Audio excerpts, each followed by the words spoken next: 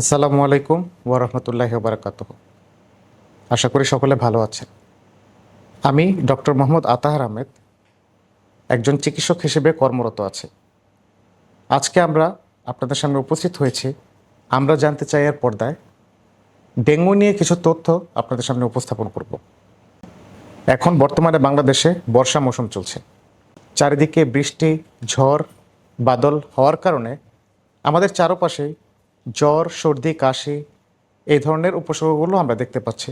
কিন্তু কিভাবে বুঝবো এটা কি সাধারণ ভাইরাল ফ্লু, নাকি চিকুনগুনিয়া, নাকি ডেঙ্গু? আর তাছাড়া ডেঙ্গু নিয়ে আমাদের সকলের ভেতরেই একটি চাপা আতঙ্ক সবসময় কাজ করে। তাই কিভাবে আমরা আলাদা করব যে এটি ডেঙ্গু জ্বর কিনা?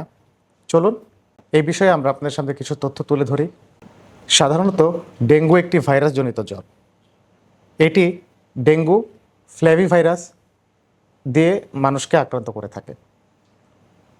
বাংলাদেশে ডেঙ্গু বা যে মশার কারণে ডেঙ্গু ছড়ায় সেই মশাটিকে আমরা এডিস নামে চিনে থাকি। আর এই ডেঙ্গুর 4টি সেরোটাইপ বা 4টি ধরন বাংলাদেশে ডেঙ্গু জ্বরটি করে থাকে। এখন প্রশ্ন হচ্ছে, এডিস মশা কামড়ালে কি আমাদের ডেঙ্গু জ্বর হয়ে যায়? আসলে বিষয়টা তা না।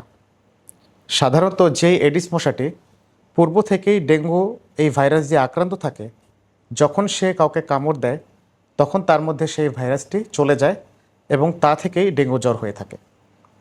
সচরাচর সকল মশা কামড়ালেই ডেঙ্গু জ্বরে আমরা আক্রান্ত হই না।